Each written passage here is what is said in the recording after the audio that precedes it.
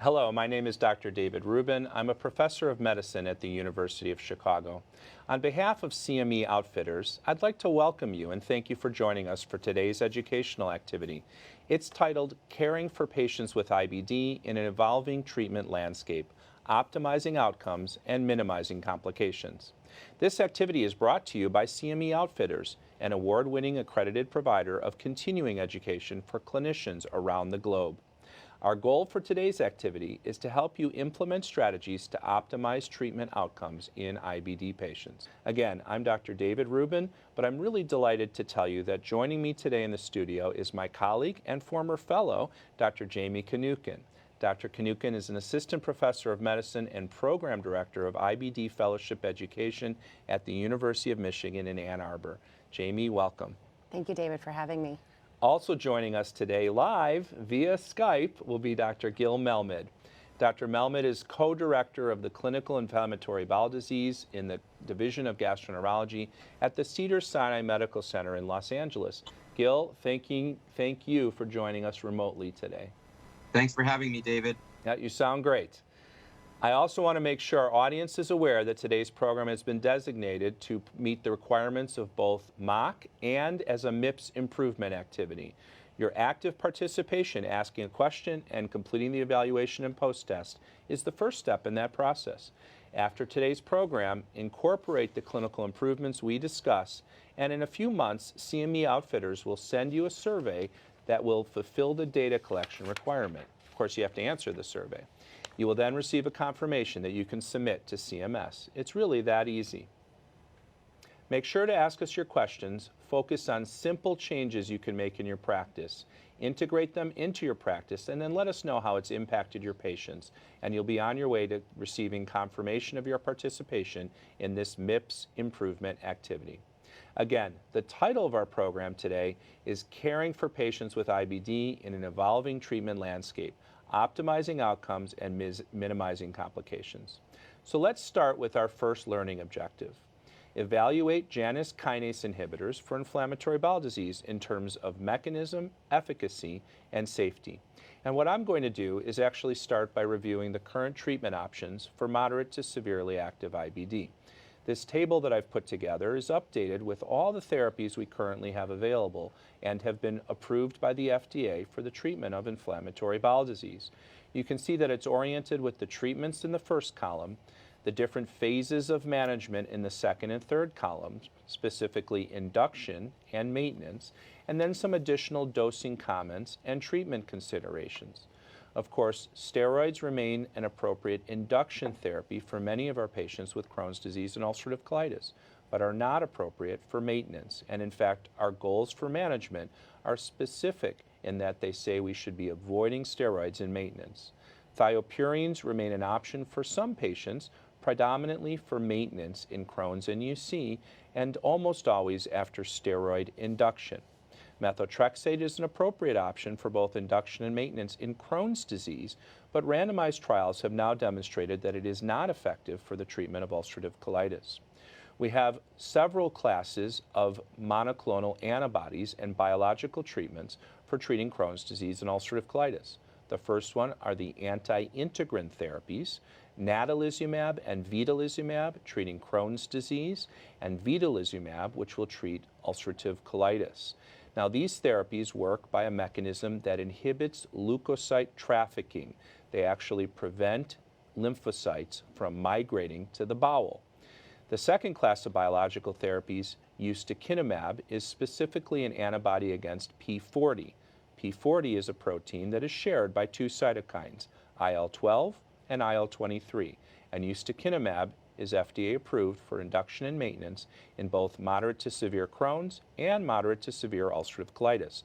And of course, our third class of biological therapies are the anti-TNF therapies. In the United States, we have 4 different anti-TNF therapies that have been approved for the treatment of Crohn's disease and ulcerative colitis in both induction and maintenance, and they're listed there: adalimumab, certolizumab pegol, golimumab, and infliximab. And lastly, and the focus of part of our discussion tonight, is our first novel small molecule and the first JAK inhibitor approved for the treatment in IBD, which is called Tofacitinib. It's a Janus kinase inhibitor that was approved for the treatment of moderate to severe ulcerative colitis last year. And we're going to discuss this further, and I'm actually going to turn it over to my colleague, Dr. Kanukin, to teach us a little bit about JAK inhibitors and how do we distinguish them from biological therapies. Take it away, Jamie.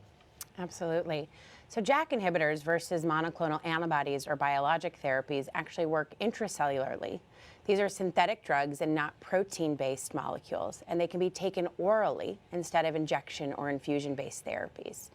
Thus, they're not immunogenic, and this type of therapy leads to a stable and more predictable pharmacokinetics. So oral and not monoclonal antibody, not protein-based. We have here an animation that I'd like to show the audience. We'll bring this up now. And this is an example of one of the things that can be seen on the CME Outfitters website in the GI Hub. And why don't you take us through, here's the basic structure of this animation, then we'll animate it. So Jamie, what are we looking at here? Yeah, this first image that you're seeing is a cytokine, which is the red dot that's bound to a transmembrane receptor, and it's actually a JAK transmembrane receptor. You'll see the JAK protein in orange, which is also attached to a STAT protein, which is in pink. And then at the bottom of the image, you'll see a purple nucleus, and we'll show you what this animation looks like both with activation as well as inhibition. So now if I actually click on the animation here, tell us what's happening. You can see a cytokine that's binding to the transmembrane receptor, and it's activating the JAK protein, which subsequently activates the STAT protein to form a dimer that enters the nucleus and then leads to the activation of pro-inflammatory genes within the nucleus and increases extracellular cytokines, thus making the process almost circular. And the final animation here, the green represents our JAK inhibitor, right? Yeah, and so when you see a JAK inhibitor, which is again an intracellular molecule, it's binding to the JAK protein. Even though the cytokine is present at the transmembrane receptor, you do not get further activation of the STAT protein, which is the pink molecule, and thus does not lead to intracellular or intranuclear activation of pro-inflammatory genes and no further cytokine production extracellularly. That's great. So this entire class of therapy is now of interest in IBD. Of course, we only have one so far that's approved by the FDA. We're going to spend some more time talking about Tofacitinib. But why don't you set up the landscape of JAK inhibition for us with this next slide? Absolutely. So Tofacitinib, as we talked about, is a pan-JAK inhibitor, which inhibits JAK 1, 2, and 3, and has FDA approval for ulcerative colitis. And we'll discuss in a little bit the phase 3 trials that have been done in Crohn's disease. Upadacitinib, which is a selective JAK1 inhibitor, is currently in phase 3 trials for both ulcerative colitis and Crohn's disease. Filgotinib is also a selective JAK1 inhibitor that is currently in phase 3 trials for both ulcerative colitis and Crohn's disease. We also have TD1473, which is again a pan-JAK inhibitor for 1, 2, and 3 that's being studied in both phase 2 and phase 3 studies for ulcerative colitis and Crohn's disease. And BMS 986165, TYK2, which is actually the first JAK discovered prior to JAK 1, 2, and 3. Currently, that is in phase 2 for ulcerative colitis and Crohn's disease. And Upadacitinib recently received FDA approval for the treatment of rheumatoid arthritis. So there's actually Tofacitinib and Upadacitinib that are available in the U.S. market. So let's go through some of the data for Tofacitinib. Teach us what we know about it in ulcerative colitis. Absolutely. So reviewing these phase 3 studies, the OCTAVE and OCTAVE SUSTAIN studies, there were actually 3 randomized controlled trials enrolling 1,200 patients with moderate to severe ulcerative colitis. The OCTAVE 1 and 2 studies looked at 8-week outcomes of clinical remission. And you can see in this graph all the way to the left that there was statistically significant clinical remission over placebo in patients, in about 16 to 18% of patients that were taking Tofacitinib 10 milligrams twice daily in the induction studies. Fast forward to the 52-week data in the OCTAVE SUSTAIN study, where patients who responded in the induction studies were then randomized to placebo, 5 milligrams twice daily, and 10 milligrams twice daily.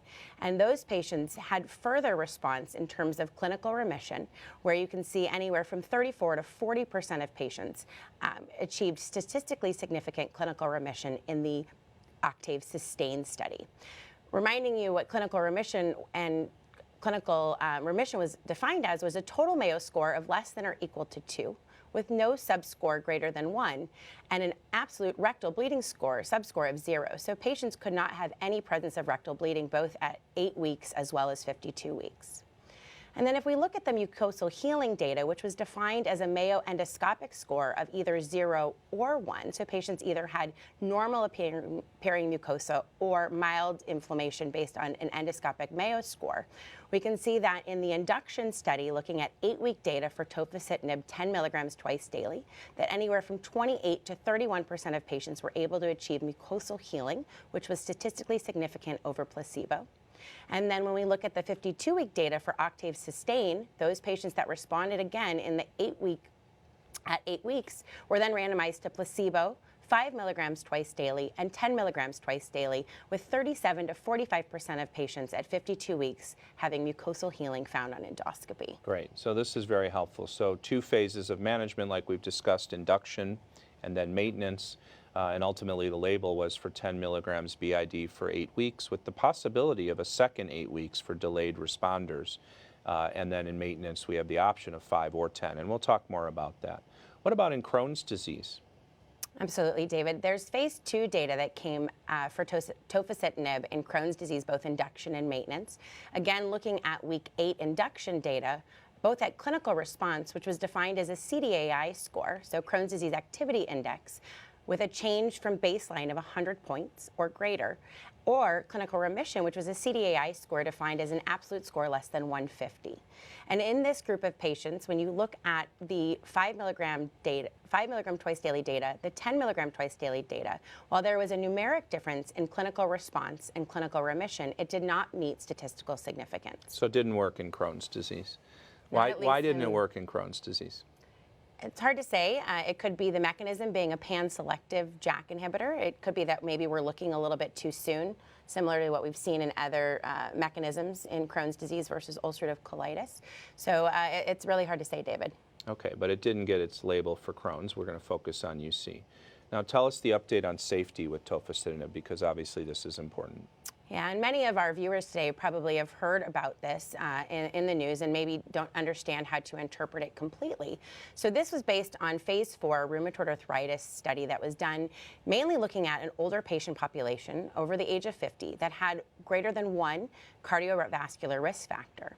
And what they were looking at was outcomes for cardiovascular events, opportunistic infections, or malignancy in this patient population. And what they found, and not necessarily intentional, was that at a 10 milligram twice daily dosing, that there was an increased risk statistically significant for both pulmonary embolism and mortality in this RA patient population.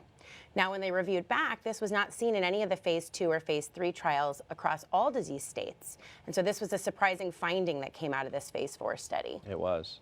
And so how has this been interpreted now for our management for patients? Well, and because we typically use the 10 milligram dosing for patients with ulcerative colitis, at least at an induction, and some patients remain on it for maintenance, there was a phase 3, there was a open label extension study that went back to look to see if there was an increased risk for pulmonary embolism or DVT or mortality in our patients. And we did not see that in that phase. No. Nor have we seen it in our own practices. And of course, colitis is a condition where people may be more likely to clot anyway. So there's clearly some unanswered questions about this here.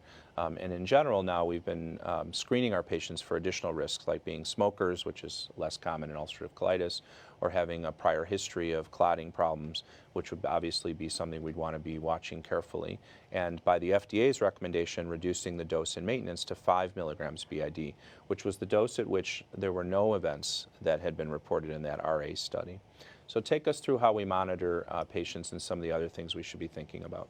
Absolutely. So because of the label change that happened as a result of both the phase 4 study and then the post-hoc evaluation in ulcerative colitis, we at the University of Michigan are screening all of our patients that we start on Tofacitinib for venous thromboembolism risk factors as well as cardiovascular risk factors, similarly to what they did in the phase 4 study.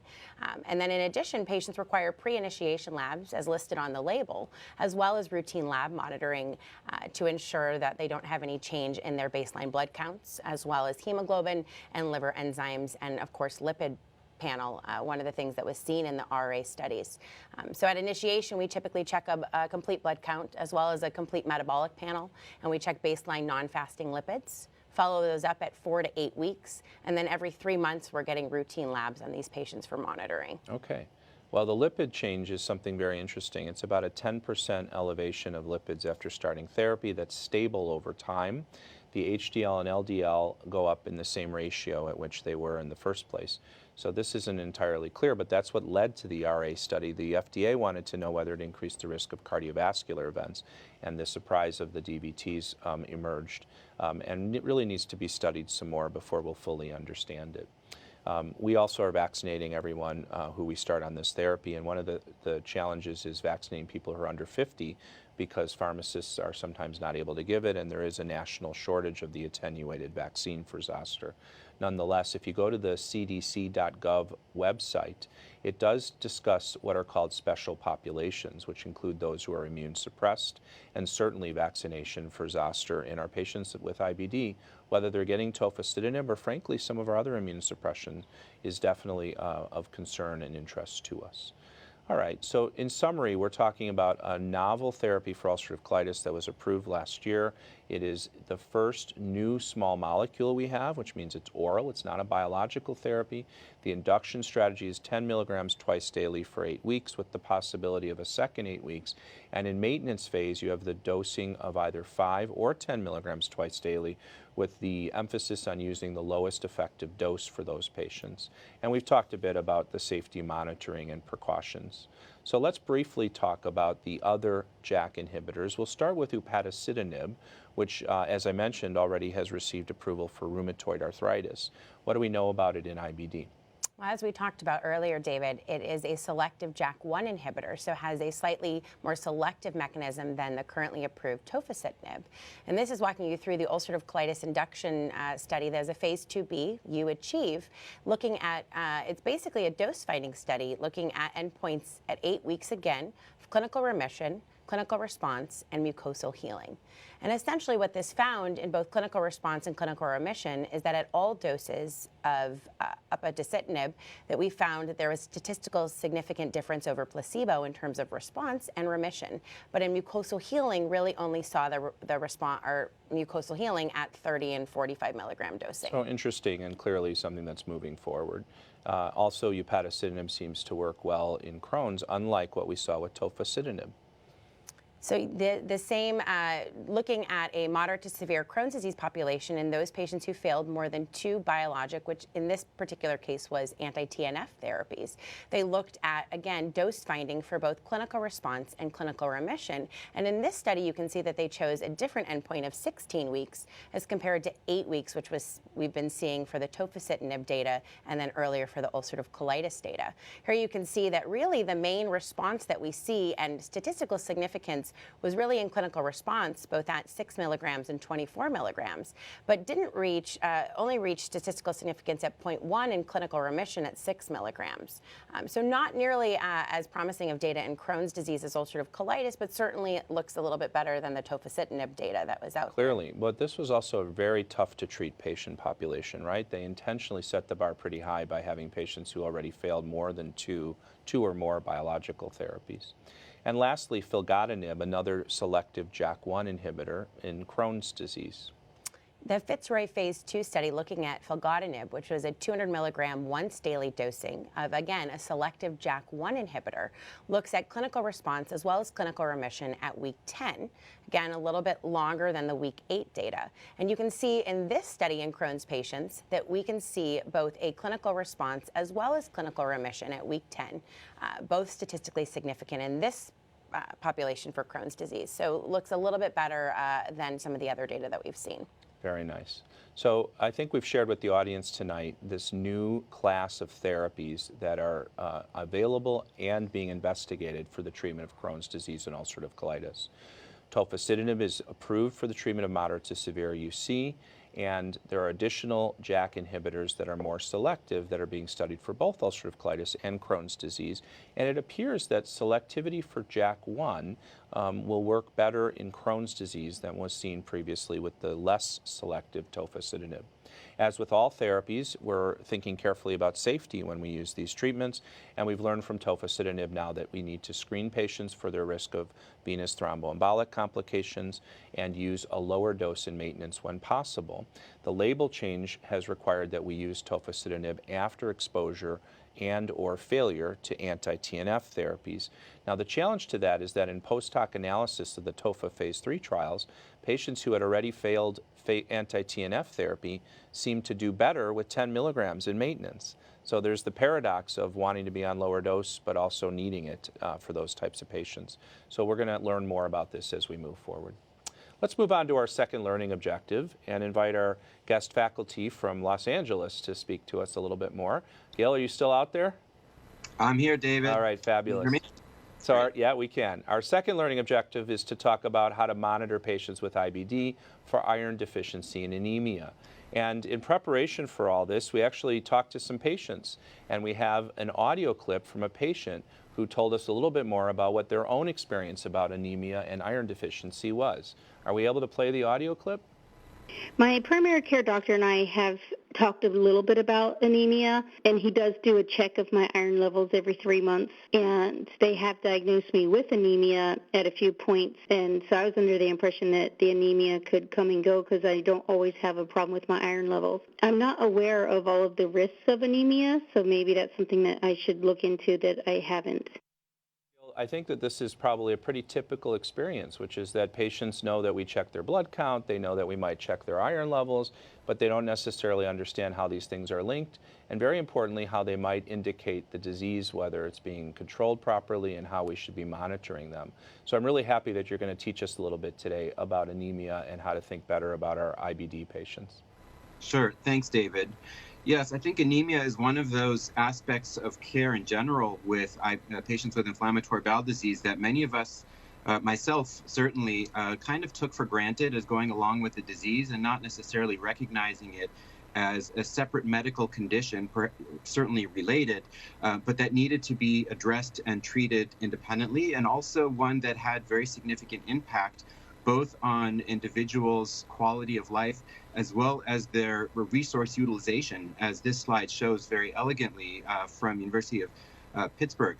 And what you can see here is patients who were looked at in terms of their utilization for access of services, number of phone calls to their clinic, number of emergency room visits, GI department visits, and even hospitalizations seem to correlate very linearly with the duration for which a patient had experienced or had defined anemia.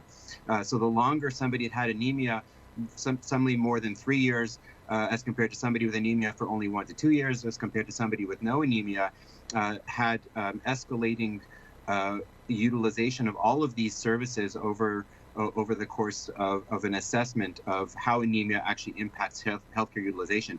And I think this begs the question, what's the chicken and what's the egg? Is it anemia driving these services, or is it that individual with anemia, certainly persistent anemia, is somebody perhaps who may also have undertreated or perhaps untreated disease, inflammatory bowel disease, or other aspects of why anemia actually may be so pervasive in that individual. But this association is really hard to escape, and something that we really need to think about when we see that a patient in front of us has low iron, has anemia, because of its association with all of these services. So the CME Outfitters folks have put together another nice animation. Can you tell us a little bit more about what we're seeing here? Yeah, I think this is a nice cartoon to depict that one of the causes, one of the obvious causes, I would say, in inflammatory bowel disease for anemia is blood loss. And, anemia is quite prevalent in inflammatory bowel disease. One study here demonstrated 16% of outpatients and 68% of inpatients do meet criteria for anemia, and occurring more frequently in Crohn's disease and ulcerative colitis. But one that's frequently overlooked, as I was just discussing. What we're seeing here in the cartoon is simply escape and loss of blood cells through the wall of a blood vessel, which may be compromised due to inflammation. We all know, those of us that certainly do endoscopy and see what the bowel looks like from the inside, can see the effects of inflammation leading to erosions and ulceration, where blood vessels are exposed to the luminal surface, and what's in the blood vessels literally escapes. So we have here, a nice example of blood loss. But I think it's also important to recognize and remember that blood loss, while common in IBD, is not the only cause of anemia in patients with inflammatory bowel disease. Absolutely. And of course, the other part would be underproduction. So let's talk a little bit about iron deficiency. Teach us what we should know. Yeah, well, so like we were just discussing, iron deficiency occurs when we have loss of blood as one cause, because blood or red blood cells are where iron is essentially stored and transported in the body.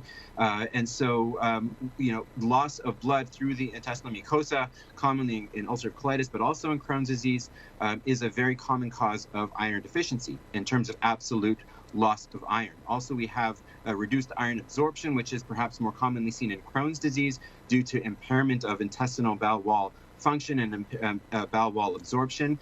And then also we see low dietary intake. I think this is often an overlooked cause of anemia because many of our patients may put themselves on selective diets where they are selectively removing certain iron-rich foods, for example, in their diet. They may be limiting their intake of green leafy vegetables that are good sources of iron. They may be limiting their intake of red meat for one reason or another because of how it makes them feel. And so recognizing that there are many factors that can contribute to an absolute loss of iron in the body. On the other hand, there's also what we call functional iron deficiency, which is not necessarily that if you measure the total amount of iron in the body that it's low, but there may be a relative diminishment of available iron, where iron itself may be abundant, but it's simply not available to generate healthy new red blood cells through erythropoiesis.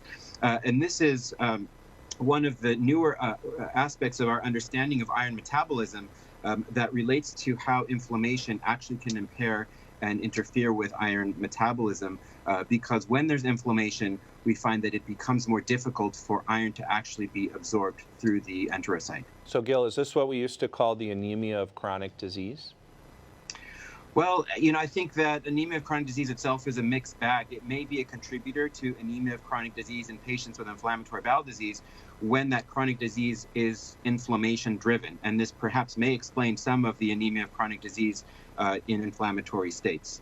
So teach us a bit about what lab tests we need to order. I'm never sure which ones to start with and which ones to use in follow-up.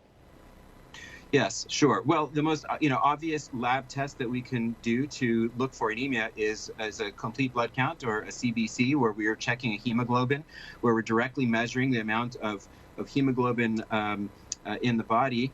And, based on World Health Organization criteria, can determine whether somebody meets criteria for anemia, hemoglobin of less than 12 in a man, less than 11 in a woman, or lower than that itself would meet criteria for anemia. But then you have to really try to understand, why is somebody anemic? And I think if there's one blood test to focus on, it's the ferritin. And ferritin by itself can be used as a screening test to determine anemia, or certainly iron deficiency in a patient with IBD, or really any patient. Ferritin will be low in states of iron deficiency. We typically talk about a ferritin lower than 30 as being the threshold for definition of iron deficiency. And a ferritin of greater than 100 in the setting of anemia would be consistent with anemia of chronic disease. There is a gray zone of a ferritin between 30 and 100, and I think that's also relevant in patients with inflammatory bowel disease, because in addition to being a transport protein for iron, ferritin is also an acute phase reactant that may go up in states of inflammation. So a patient with inflammatory bowel disease may have a ferritin higher than 30, even in a state of severe iron deficiency, because more of that ferritin is being produced in that state of inflammation. So the acute phase reactant ferritin can actually be elevated even when they are iron deficient. Exactly right. And that's why I think using an absolute cutoff of 30 may lead us to miss some cases of iron deficiency, because that acute phase reactant may lead to that ferritin being elevated despite a state of severe iron deficiency. Okay.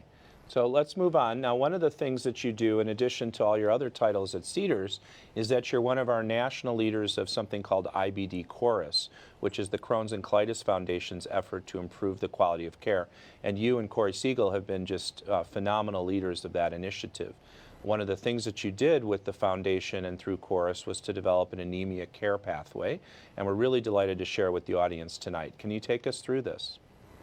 Sure. And I will also say that this is available online. If you just Google Anemia Care Pathway, you should be able to find it and download it to have it available, which puts its algorithm in a broader context, not just chopped up in the slides that I'm going to walk through. So basically what the concept is that we encounter and see anemia or iron deficiency on a regular basis, but what do we actually do? How do we think about it? And what are the steps that would make sense in following an algorithm for ideally and optimally managing these patients? And what I'm going to talk about is essentially a consensus, if you will, with multi-stakeholder input, including experts in anemia, for how to think about anemia in our patients, specifically with inflammatory bowel disease. And it starts with either patients presenting symptomatically with fatigue, which is a certainly a common symptom that our patients with IBD may have, which is often associated, not always, but often associated with anemia, or somebody perhaps who may present with bleeding or may have ongoing bleeding, or using ferritin as that universal test, which I mentioned earlier. Again, if there's one test you're going to look to do in order to screen for iron deficiency anemia, that would be the ferritin. So any of those could lead to the recognition of anemia or iron deficiency, or perhaps non-anemic iron deficiency, which itself may also be associated with symptoms, for example, like fatigue. So you could have, for example, following down on the right side of the screen, recognition of a non-anemic iron deficiency. Somebody who's iron deficient but not yet anemic can still be affected by that with symptoms, for example, of fatigue. And so that's when the ferritin by itself can be very helpful and probably should be repleted when that ferritin is low, especially in a symptomatic patient. Yeah, I often bring up that the life cycle of red blood cells is 90 days. So if you see this and those red cells go through their life cycle, you may end up anemic if you haven't addressed it in some way. All right, so continue on down the pathway for us. Well, so then if you haven't checked the ferritin, it's checking the ferritin for iron stores, and we can also use the transferrin saturation in order to give us a sense of the iron stores of a patient. Low transferrin saturation means that those transferrin receptors, which are transporting iron, are empty. They're not being used, and certainly a cutoff of 20% is looked at, but we actually don't need the transferrin saturation. A ferritin by itself may be good enough. And at that point, we're going to think about the patient, what's the best way to replete their iron, because they are somebody who does need iron repletion when they've got inadequate iron stores. And at this point, there's a fork in the road. We really have to think as clinicians, what is the best way to treat this iron deficiency? Is it giving somebody oral iron, or is it giving somebody intravenous iron, or referral perhaps to a hematology colleague? And at this point, the consideration of the activity of the IBD is very important. I mentioned before, and we're going to have a cartoon of this coming up, the regulation of iron can and is influenced by the state of inflammation. So when somebody has active IBD, they are simply unable to absorb iron in a way that allows their body to use it. Whereas when somebody has inactive IBD, they certainly may be able to absorb that oral iron. And so that's an important consideration when thinking about the most appropriate way to replete iron.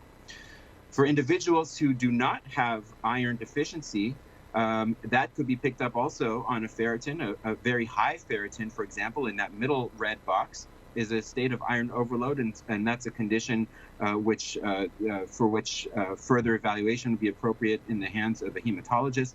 And then there are many other causes of iron deficiency or anemia, despite iron levels that may be in the normal range, where workup for example, vitamin B12 deficiency, folate deficiency, or perhaps medication-associated anemia, some of which we can identify as gastroenterologists and some of which we may look to our hematology colleagues for assistance in that diagnosis. Or even the mixed picture where we, for example, know that thiopurines might increase your MCV. So assessing the iron stores in the setting of what looks like a medication-induced macrocytosis can be a very important part of the evaluation and workup.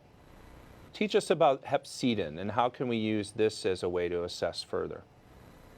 Yeah, so I think this Hepcidin or Hepcidin, as some call it, is considered a master regulator of iron metabolism. And this was not something that we talked about when I was in medical school. It's a relatively newer discovery, but I think one that has really influenced how we think about the appropriate ways of management of iron deficiency. So hepcidin is a protein that's produced in the liver, and we'll start with the cartoon on the left. You could see those little red dots that are in the liver are produced at a certain rate. And the role of hepcidin or hepcidin is to control what happens to iron after it has been absorbed into the enterocyte. So that enterocyte cell may have iron that comes across the brush border at the top. For example, if you're eating an iron-rich meal or taking in oral iron supplementation, and that iron goes into the enterocyte. The iron then needs to exit the enterocyte, right? It gets absorbed, but then it's got to get into the bloodstream. How does it get into the bloodstream? Well, we have a regulating protein called ferroportin. That's that green protein that regulates how iron exits the cell. What hepcidin does is hepcidin regulates ferroportin. So when hepcidin is produced in high amounts, ferroportin actually gets degraded inside the cell, and iron gets trapped in the enterocyte and is unable to exit. So in states of inflammation, so on the cartoon on the right, where hepcidin is overexpressed, and hepcidin is one of these liver protein that's also an acute phase reactant. Hepcidin correlates very nicely with C-reactive protein, CRP, which is, as we all know, elevated in states of inflammation. So when you have a state of inflammation, you also have upregulation and overexpression of hepcidin. When hepcidin is upregulated, then ferroportin is degraded, and the iron has no way of exiting the enterocyte. So you can take in all the oral iron that you want, it's going to get stuck in the enterocyte. It's not going to get into the bloodstream where it can have its erythropoietic effects downstream. And so this is one way I think that we can really understand why it is that with states of inflammation, patients are simply unable to absorb all the oral iron that we may give them. And that's when we need to be thinking about a different strategy, i.e. IV iron formulation. Gil, that was the best explanation of this that I have ever heard. Thank you so much. I hope everyone at home is getting this as well. I really appreciate it. So what do we do in follow-up? One of the challenges we often have is after we have identified this, how often do we recheck? When do we check after we've started someone on oral iron or when we've given IV iron? When do we do all the next steps? Right. So, David, I think that's really even asking the question is something that I think is often overlooked, is when do you do the follow-up? I think many times we don't do the follow-up. And so one component, or really I think a really critical component of our care pathway is that there is a follow-up. When should that follow-up be? The experts tell us at about 4 weeks. If we're going to be repleting iron to influence hemoglobin in somebody that's anemic, we'd like to see a response in hemoglobin by 2 grams per deciliter. That's actually an outcome that's used in many of the clinical trials, which enroll patients with hemoglobins less than 10. So that's looked at it as a clinical trial, and I think it's a potentially relevant endpoint in clinical practice, is looking for a hemoglobin increase of 2 grams per deciliter at 4 weeks. If somebody has not achieved that, then we got to try something different. If they've been getting oral iron, at that point, consider an IV iron formulation. If you're getting IV iron and they're not bumping their hemoglobin, they're not bumping their iron, something else is going on, it's time to get a hematologist involved. If somebody does respond, then at that point, they go into sort of maintenance mode. We can make sure that they're responding appropriately, that they do have longer term maintenance of those iron and hemoglobin levels. And if they do, then go back to those symptoms. If they presented with fatigue, is that something that has been corrected? And if that fatigue has been corrected by repletion of the iron, that's great. But if not, then we obviously need to continue to search for causes of fatigue, because as we know, that itself is a symptom that can be multifactorial. So even though that fatigue may have triggered this iron repletion, it certainly could be caused by other factors. And I know many of our colleagues out there might be thinking, is this something that I should own, or is this something that I might do in collaboration with the primary care physicians? I'm actually thinking this care pathway is something I would print and give to my nursing team. There's lots of ways that this could be incorporated into everyone's practices, and I'm sure there are different models for that. All right, well, Yes. Gil, that was terrific. Can you tell us a little bit about available iron formulations, and then we'll move on to our final learning objective. Yes. So this slide is really to indicate that there are different formulations. I think that many of us may pick one that we're comfortable with in terms of dosing, but there are multiple different oral iron formulations. And I do want to call attention to the last one on the list. That's ferric maltol, which is newly approved by the FDA. And notice that's ferric, not ferrous, like many of the others that are listed there. So this is actually not a salt, and based on its binding, has a different absorption mechanism, and thought to perhaps be an oral iron formulation that is not associated with many of the GI side effects that the other salt-based iron formulations have been associated with. So this is literally just approved in the last few months by the FDA. I think this will be an interesting oral option for our patients, and it'll be interesting to see how that turns out in clinical practice. On the right side of the screen are the various parenteral iron formulations. These are all of really available to us at this point. And I think that, certainly we have to understand some of the differences between them. Some of them do warrant test doses in order to make sure patients don't have reactions to them. Others require greater or fewer numbers of infusions in order to replete iron. So it does behoove us to understand some of the details, all of which can be found in a synopsis of that anemia care pathway in order to help guide specific dosing of these formulations. That's fabulous. Thank you so much, Gil. So our key takeaways from our discussion tonight about anemia in IBD, and I've actually learned a bunch from Gil, is the importance of screening for iron deficiency. When people are in remission, we should still be checking blood count and keeping an eye on this. When they have active disease, it needs to be done more frequently, because you've learned tonight that there may be multiple different reasons that people are either malabsorbing or unable to effectively use iron stores and address their anemia. So very important. I would refer you all to the Crohn's and Colitis Foundation's Anemia Care Pathway, which is available on the internet. And I would also remind you, and this I think is obvious but very important, in order to address anemia and in order to fully address iron deficiency, we also have to effectively treat the IBD. I'm going to move on to our final learning objective. It's a shorter one, but it's a very important one. This learning objective is to select treatments for patients with the understanding that there are disease factors, patient factors, provider factors, and payer factors, and there's a lot of issues here.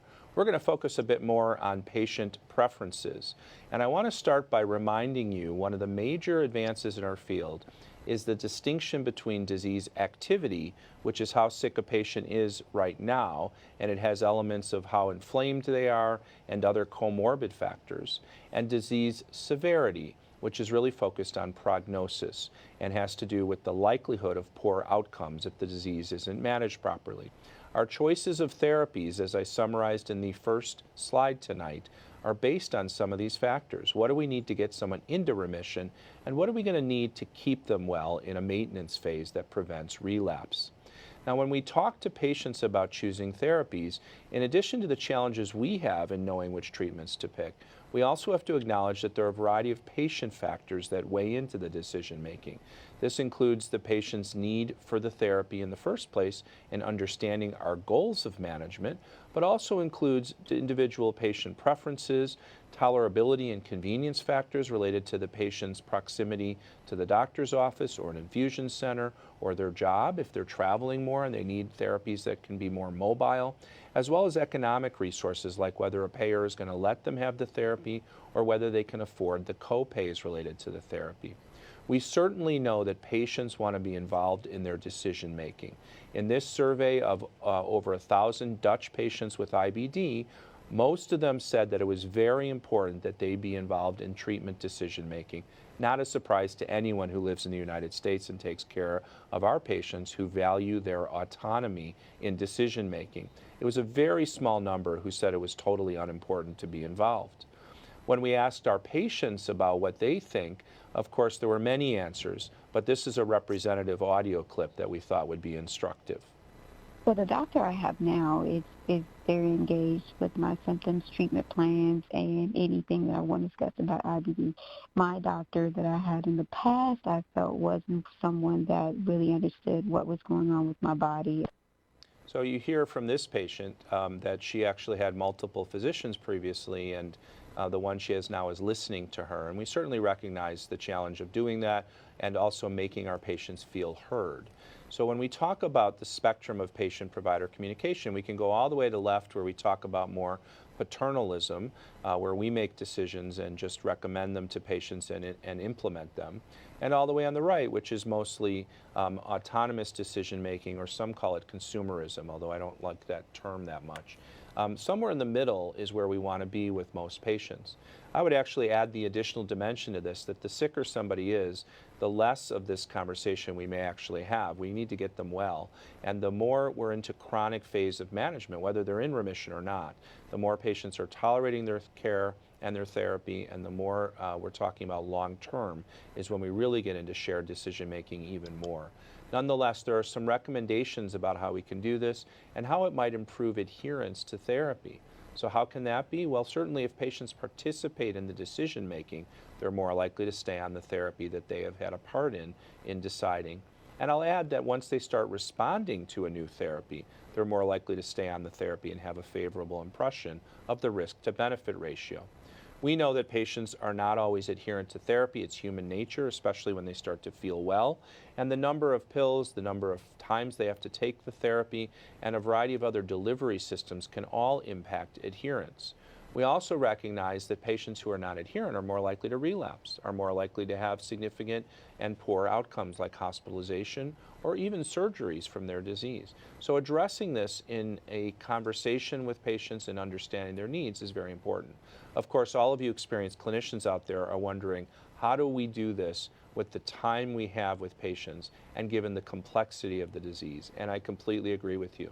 Well, I would start by saying go to reliable resources like the Crohn's and Colitis Foundation's website and ultimately the GI Hub of CMEOutfitters.com to use information and tools that can help patients understand what we're recommending. There are a variety of other strategies that have been suggested, like focusing on now and not getting too far ahead of yourself in terms of the long-term management of the disease.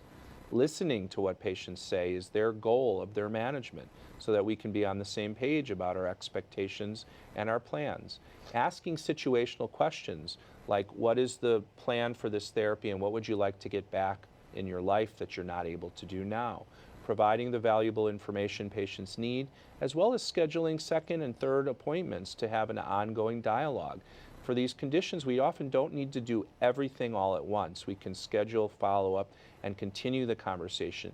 And of course, incorporating all of our team members in this conversation, working together with the wonderful team members we have, whether it's our nurse associates, our advanced practice providers, our dietitians, our psychologists, our social workers, whatever you have as part of your practice may come into play in incorporating a much bigger dynamic of shared decision making.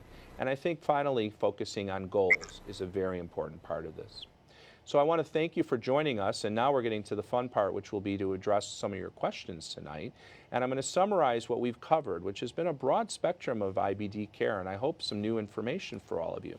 First, we've talked about the new therapies, the JAK inhibitors, and our SMART goal has been to recognize the safety and efficacy data for the available JAK inhibitors in IBD, and at the current time, the one that's currently approved and available for ulcerative colitis, Tofacitinib.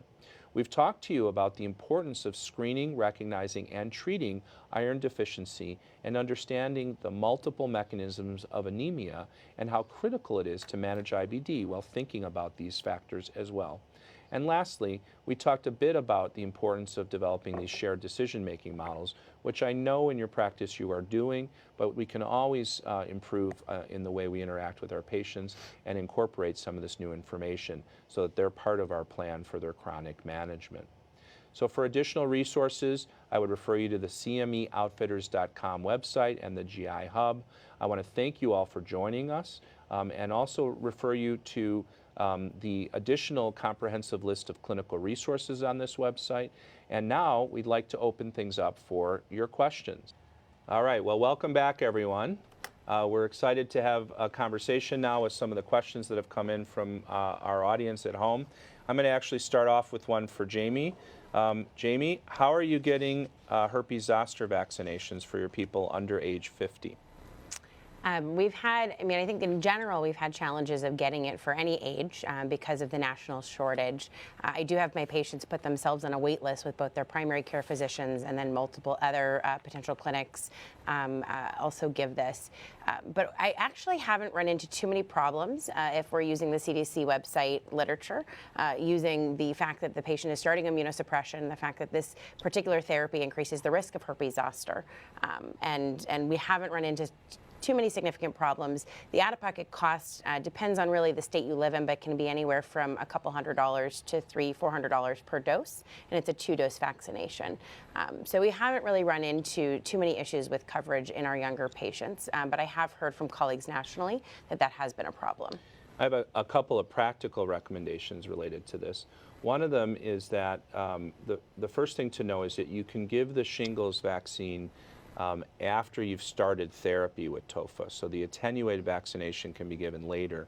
The risk of zoster in the TOFA studies was only 1% during induction and went up to about 4%, but was stable, as you saw on the slide, over the subsequent maintenance period. So although there's a shortage and sometimes it takes time, you should be treating their IBD and then get them the vaccination a little bit later. We've actually been storing it and stocking it in our clinic and providing it to patients there, but I recognize there's a challenge all over. Gil, I'm going to actually ask you a question about severe ulcerative colitis. Have you had any occasion to use Tofacitinib for hospitalized patients?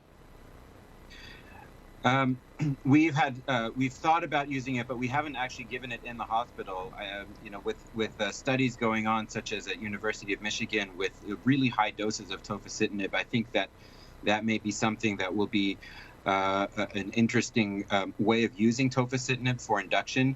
But we've really had challenges in getting it quickly, which is, I think, the kind of scenario where we would like to in a hospitalized patient. I'm curious if either of you have done it, and I know Jamie being there. Well, Jamie's at U of M, so let me ask. I know that your colleague Peter Higgins has studied this a bit. What are you guys doing now? We published a very small case series of patients last year in CGH looking at the inpatient use, looking at higher doses. If you remember in the phase 2 studies, they did look at 15 milligrams twice daily, and the dosing that we have used, and it is off-label, obviously in the inpatient setting, in what was published was 10 milligrams 3 times a day. While we worked very closely to partner with our pharmacists to get this on our formulary so that we have access to it in the inpatient setting. Other places that I've used it as some off-site hospitals where we can get outpatient samples and bring them into the inpatient setting, which has given us the ability to do it in other clinical settings outside of the University of Michigan. I think that the possibility of using a small molecule like TOFA in severe UC is attractive. The reality is that we have to understand that using higher than labeled dosing, especially now that we've learned about some of the other concerns of safety, is not recommended. So I think using it at standard dosing in the hospitalized patient population is still of great interest, and we clearly need to do more there. Yeah, and we're studying it in a clinical trial, so that's where we're using it in a higher dose, but currently using it at standard dosing at the 10 milligrams twice daily and having some considerable success in some refractory patients. If I can chime in, yeah. Can you hear me? Of course. Yeah, I mean, I just want to underscore your point, David, and I think that the safety concerns that have been raised, you talked about zoster, you talked about the thromboembolic risk, both of those are dose-dependent risks. So certainly in using higher than labeled doses, but even at the 10 BID labeled dose in that hospitalized sick UC patient who's probably also on IV steroids, we already know that these patients are at the highest risk for thromboembolic events. Does really require us to think about that safety paramount and with appropriate informed consent, such as being done in a clinical trial. Thank you. All right, Gil, there's a few questions about iron deficiency, and I'd really appreciate your insight. One of them is about your approach to iron deficiency in a menstruating female. So in other words, how do you handle it differently, or is it exactly the same as what we talked about?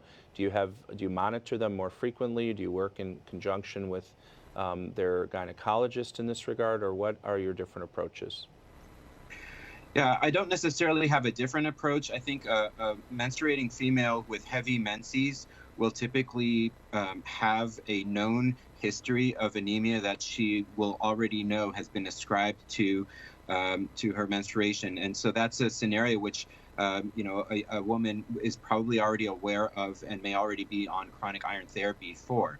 I think that we do need to consider the fact that women who are menstruating are at increased risk for iron deficiency and anemia in the setting of IBD, but I would manage them the same way. Typically if somebody with inactive IBD could be a woman who could be managed on oral iron therapy alone. Very good.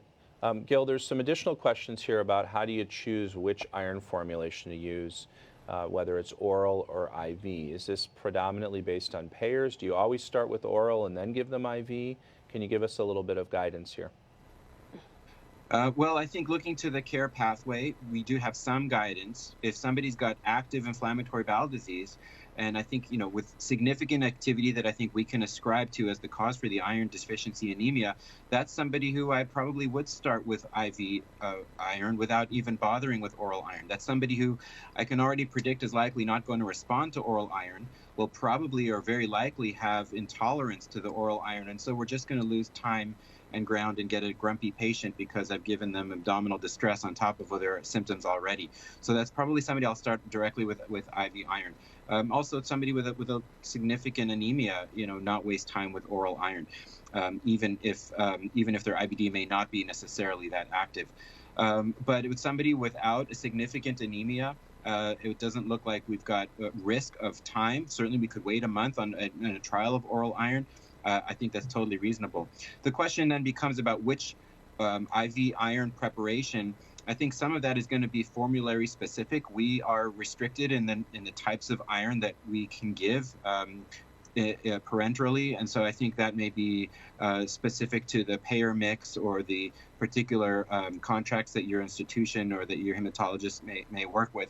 But I tend to favor the IV iron formulations that allow us to give more iron in fewer doses. So, for example, ferrocarboxymaltose, we can give 750 milligrams over each dose. Over 2 doses, we can replete somebody pretty much completely with 2 doses of iron, as opposed to iron sucrose, for example, which may take 5 doses of 200 milligrams each. Just to stick with you and on this general topic, a couple of our viewers have asked what should be the quality measures that we're currently using for IBD, and is anemia one of them? And how do we incorporate that into our practice? So maybe you can give us a little background on the IBD Course Initiative and what is currently recommended.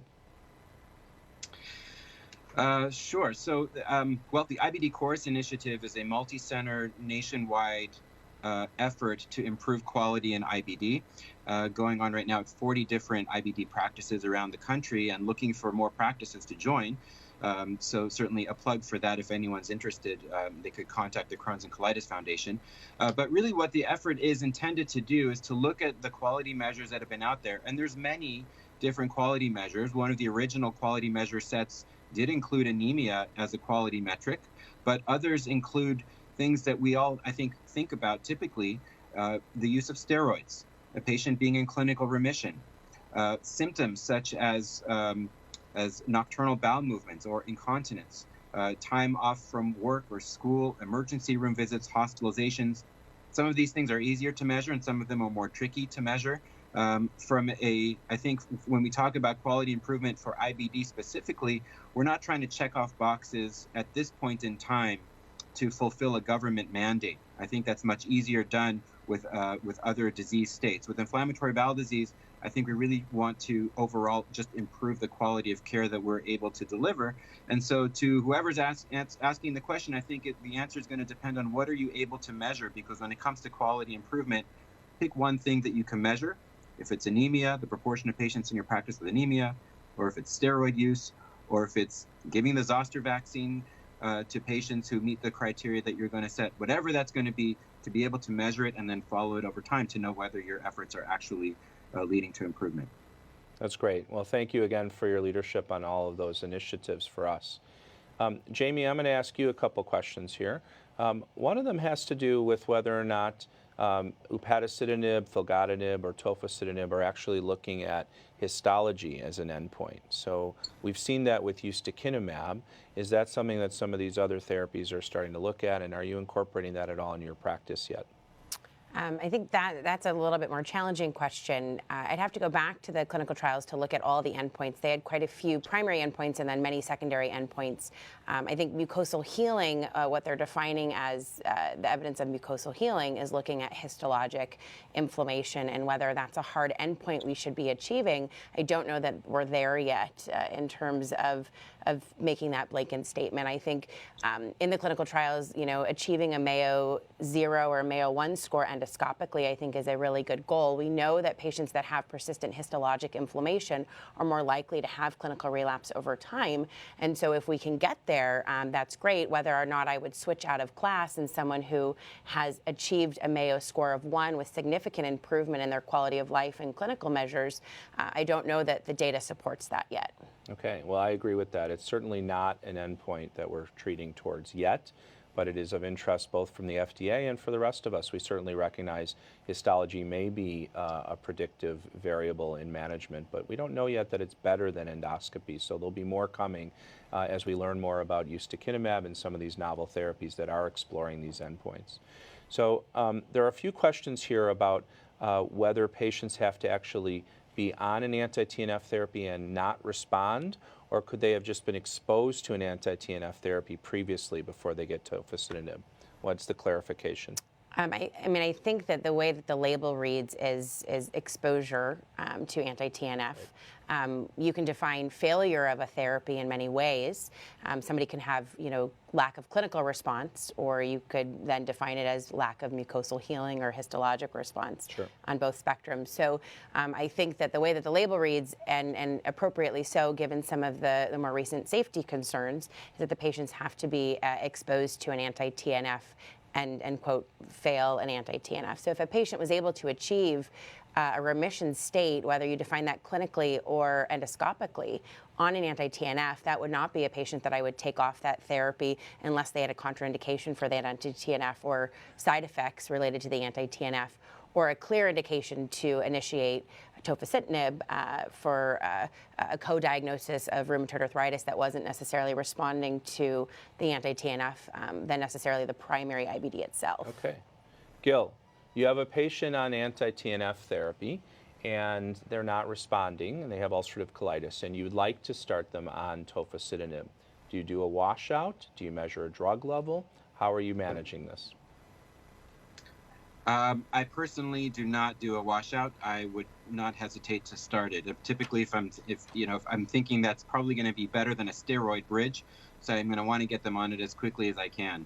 And I wouldn't check a level for that purpose. I might check a level to make sure that that's the right move to move out of class. But once I've made that decision, I personally would not hesitate to just start it.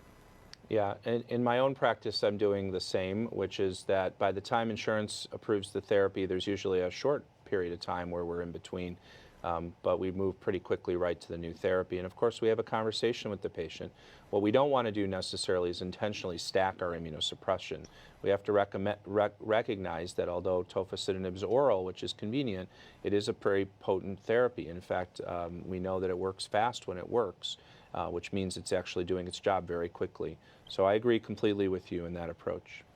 Jamie, there's a number of questions about access. Our colleagues out there in the trenches are really struggling with getting patients therapies. Tell us a little bit about how your practice is getting therapies approved through payers, and then I'll share my model, and then we'll ask Gil how his team does it. Well, we've taken a lot of lead from University of Chicago and your IBD specialty pharmacist in terms of trying to get therapies approved. I think as long as you're prescribing on the label, and so very clearly following that, there's evidence to support use.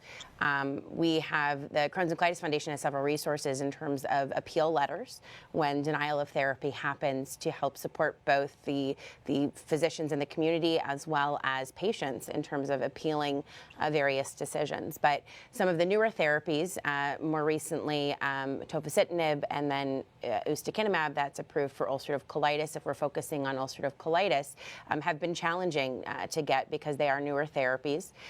And so that has been a challenge for us in Michigan. Some states have better support mechanisms in place in terms of bridge programs to get patients on therapy or get drug for the first year. Some states do not, and Michigan is one of those states that does not have that option. So we've had more challenges, I think, in Michigan than most. I mean, it's clearly a national crisis. That's why all of our political candidates are having conversations about some of these topics. Gil, what are you guys doing out in Los Angeles to get your patients their treatments? Yeah, we certainly struggle with these issues as well.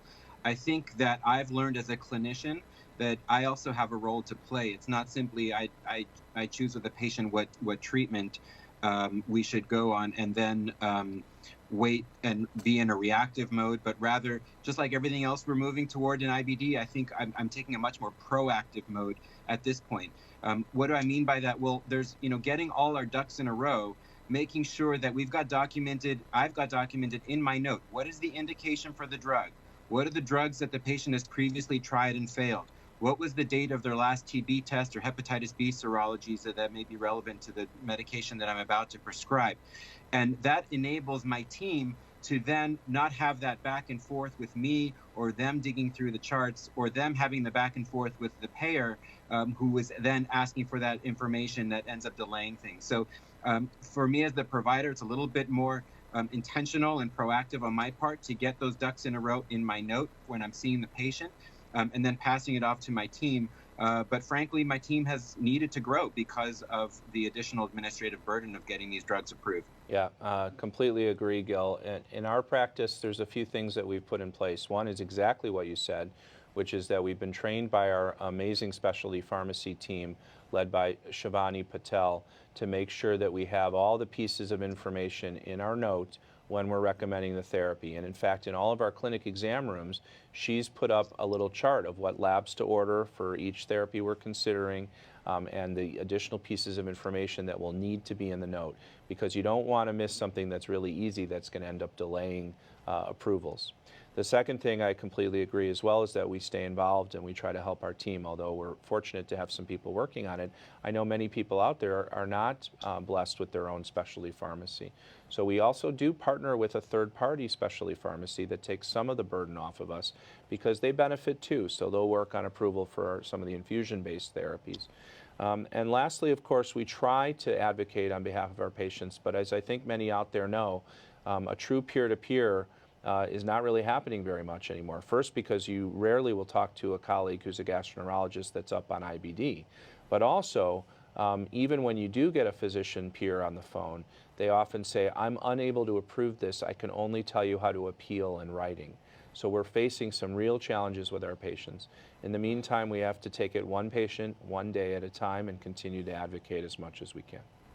All right, with that topic, I'm going to shift gears a little bit. There's some great questions here also about some general management principles, and I thought we could talk about that as a group.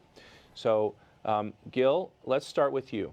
When you start a patient on a new therapy for ulcerative colitis, when do you perform endoscopy or some other assessment to know whether or not the therapy is working? Yeah, that's a great question that I think certainly has evolved in my practice over time. When I'm starting somebody on a new therapy with ulcerative colitis, typically I'm going to have them come back in 2 to 4 weeks to see my nurse practitioner. And just with a check-in, are they getting better and are they having any associated side effects to the new therapy? That time frame, that time horizon may differ depending on the severity of where they're at the time they're starting the medication. Sometimes we'll ask them to come in a week. Sometimes we'll be comfortable waiting a little bit longer. I will typically want to see them myself at 2 to 3 months out. And then at that point plan an endoscopic evaluation, either a sigmoidoscopy or colonoscopy. Usually, not always, but almost always, I will try to do some kind of endoscopic evaluation 4 to 6 months out after starting a new therapy, but with that approximate 3-month evaluation. I think that the question that's being asked and your answer really reflect how the field has moved forward and how we're now combining the important clinical management from a symptom point of view partnered with objective disease control. And as Jamie presented in the data from some of the clinical trials, mucosal healing or endoscopic improvement, and more recently the histoendoscopic mucosal improvement are all endpoints of interest that show us that we're controlling the disease as much as we're improving symptoms. You should have one first and then the other. In my own practice, when I started therapy, it's very similar to what you said, Gil. I'm reassessing the disease process itself at about 6 to 8 weeks, either with a calprotectin or if they make it a CRP or some other objective measure, in addition to knowing that their symptoms are improving. And obviously, I warn patients that they shouldn't be getting worse while they're waiting. Jamie, are you using calprotectin in Michigan? We use fecal calprotectin quite often, and actually have just developed a near point of care, same day turnaround on our fecal calprotectin at the university. So it's actually been really helpful to see a patient in the morning and have a fecal calprotectin by the afternoon to help guide us, especially those patients that have persistent symptoms but no clear signs of objective inflammation. It really helps us decide what we should do next in real time. Sure. So point of care calprotectin testing is of great interest. Of course, the great irony of everyone who's a gastroenterologist is patients can never go to the bathroom when you ask them to. Yep. It's all the times when they're not in our clinics that they're, of course, suffering. But that obviously is very important. So is the future availability of an at-home test. So we'll be moving into some of these more objective measures that we can incorporate into practice. Yeah. There are a few questions about therapeutic drug monitoring as a way to know whether therapies work. Let me start with the one about JAK inhibitors. Jamie, do we need to check levels of Tofacitinib or any of these other therapies? Currently, right now, we have no data that would support checking levels or ability to do that in sort of a commercial way. And it doesn't seem like it might be needed as much. And part of the reason for that, we hope, is the same reason that our rheumatology colleagues don't really order them very often for our monoclonal antibodies, which is that when you have a drug that's getting absorbed with a high affinity in the small bowel, you know how much drug the patient's getting. You don't worry so much about clearance the same way as we do with protein-based therapies, which might be leaking in the bowel. So I'm actually speaking at the American College of Rheumatology meeting next week, and I'm going to be talking to them about the difference between rheumatology and GI, where we have to think a little bit more about some of those challenges. So no therapeutic drug monitoring for the JAKs right now. Great. How about for our monoclonal antibodies? Gil, you're at one of the places that's really pioneered some of this. Are you doing post-loading drug levels, or do you just do it as a reactive model in patients losing response? I'm pretty much advocating for exactly as you described it, post-loading drug levels, which is getting a drug concentration early on after starting someone on biologic therapy. I think some of the best models that we have for prediction for how somebody's going to do later on are reflected in how well we're able to achieve adequate drug concentration earlier on before they end up in trouble. So I am taking a more proactive approach earlier on, and you might ask me when is early. I think that that probably is going to depend on the specific drug, but by infliximab, certainly by their third infusion, I'm getting a trough concentration. And we certainly know that those levels might predict likelihood of still responding to therapy by the end of the first year. Terrific. Exactly. All right. There's a topic that came up in the questions that we didn't talk about tonight, but it's so important that I'm actually going to ask my two colleagues here. It has to do with pain management in IBD. So maybe you can describe for us your approach to managing pain in your patients with Crohn's disease or colitis. Do you have a team? Is it more of a system-based approach? Can you share with us how you individually are doing this or what your practices are doing? It's such an important issue, and of course we have other challenges nationally with opioids, et cetera. So what are you doing? Jamie? Absolutely. So I think it depends on where the patient has pain. So I'm thinking, given the nature of these conditions, we're probably speaking more about abdominal discomfort or persistence of abdominal pain. And I think what's more important is identifying what's driving that symptom. So is this active inflammation that really needs to be better treated with anti-inflammatories? Or is this a manifestation of chronic long-standing inflammation in Crohn's disease, a patient with stricture. In patients that have slower gut motility, is this bacterial overgrowth that's leading to pain? I think really identifying the cause of the pain, alternatively then just throwing a pain medication at these patients, which we don't do in routine practice, and really have advised against narcotic use because of data that clearly shows worse outcomes in patients who are using narcotics, increased hospitalizations, increased healthcare utilization than compared to the general population. What about medical marijuana to address pain and avoid opioid use? There are some data now to suggest that might be helpful.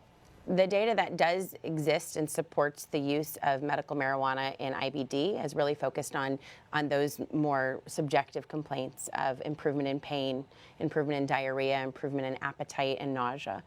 So I think that what we know about safety in medical cannabis and what we know about safety in chronic narcotic use, I think that if we can partner with our patients to find a better route to manage pain, including potentially the use of medical cannabis. Yeah. Gil, tell us about your approach to pain in the Cedars-Sinai Clinic for IBD. Yes, I agree with everything Jamie said. I without necessarily repeating it all, I think that it's really critical to try to get an understanding of it and then offer non-opioid options for patients that do need management of their chronic pain. The only thing I'll add is that sometimes we will benefit from having a pain specialist involved because sometimes patients are either on opioids or may benefit from opioids under the strict management of a pain specialist with appropriate contracts with the patient, etc. We actually just looked at our own experience in our inpatients, our hospitalized patients, management of their pain, because certainly pain is much more acute in hospitalized patients. And what we found was if you looked at the patients who were treated with opiates in the hospital, their pain actually didn't even get better. It was marginally better than those that were managed with non-opioid options. So we're looking very, very carefully at different ways of optimizing pain management, both as outpatients and as inpatients, through some creative mechanisms in order to avoid prescribing opiates, because the greatest predictor of being addicted to opiates is getting a prescription for one upon your discharge from the hospital. That's great. Thank you so much, Gil.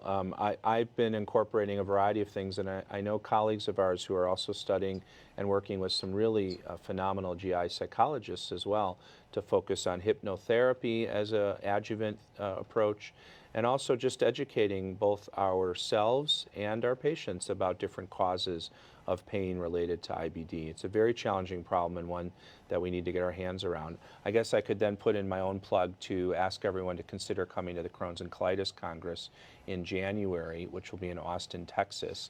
This is put on by the Crohn's and Colitis Foundation with the AGA, and there'll be a number of multidisciplinary panels discussing some of the challenges we face in managing such things as pain and multidisciplinary approaches to anxiety and depression related to IBD as well. So obviously very, very important. Gil, there are a few questions about cost of iron therapies. I don't know if you can address those or if you've had trouble getting certain things approved, either oral or IV, but any pointers you want to share with us? I think just like with our biologic therapies, many payers are now requiring either authorizations or prior approvals, or have tiered approaches to how they're approaching their payment for parenteral formulations of iron. So I think it's really important to also, just like with biologics, we're forced to understand how that process works. Also to not make assumptions about IV iron, because IV iron can be very expensive if the insurance doesn't cover it. Both in terms of the drug itself and in terms of the infusion costs. So it does behoove us as practitioners to do due diligence and make sure we're prescribing something that's on formula. That's great, Gil. We appreciate it very much. So a few more questions and then we're going to wrap. The time went by really fast. I want to thank everyone again for joining us.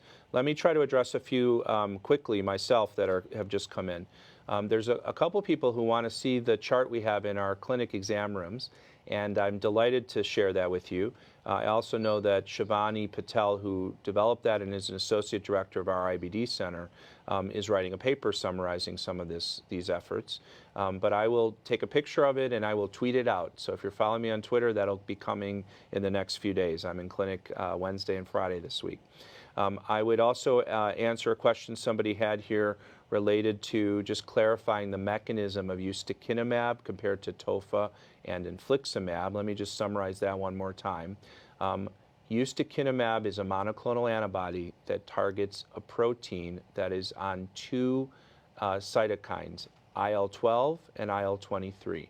So when you give ustekinumab therapy for Crohn's disease or ulcerative colitis, it actually inhibits those two cytokines and is dosed IV for loading and then sub-Q in maintenance phase. Tofacitinib, of course, we've talked a lot about tonight, is an oral small molecule. It's a JAK inhibitor. And of course, our old friend infliximab was the first drug approved by the FDA for Crohn's disease and is, of course, available as well for ulcerative colitis, and perianal Crohn's disease is a monoclonal antibody targeting TNF. So hopefully I've clarified that for some of those out there who are trying to just get their hands around all these different therapies. We've had a couple other questions that I'm going to address, and I'm going to ask Jamie to clarify for us.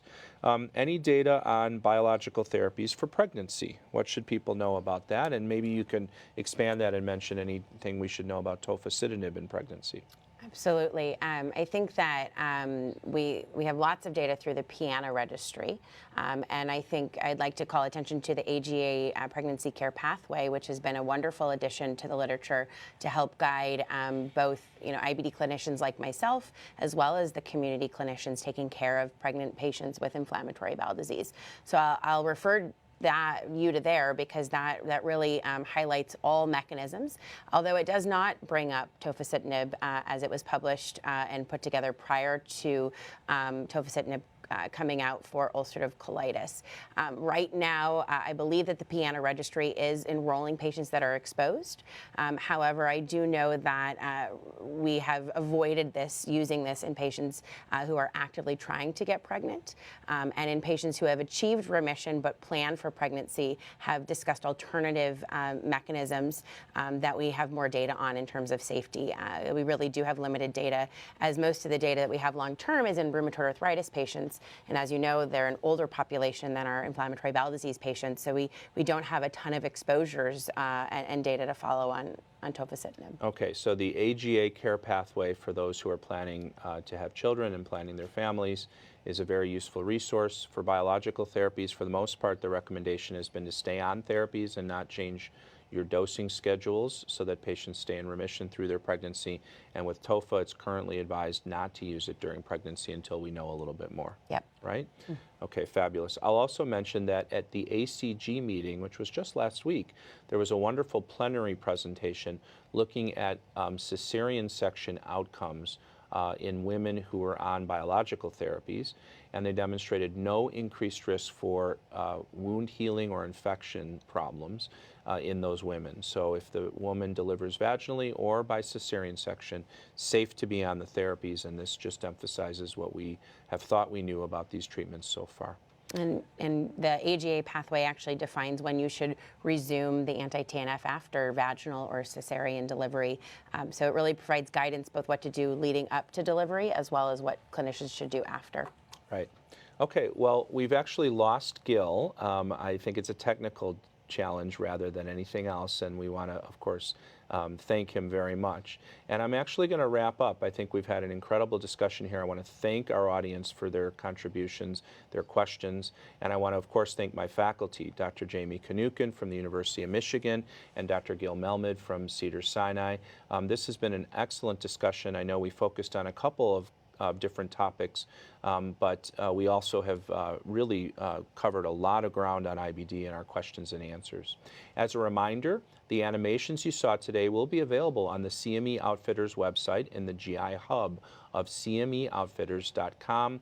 CME Outfitters also maintains a YouTube channel, so you can check out those as well.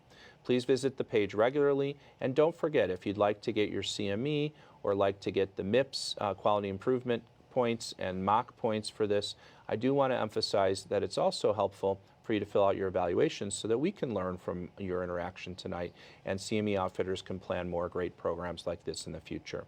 I really appreciate all of you joining us tonight. You've had a long day, and I hope what you've learned here will help those patients you take care of tomorrow.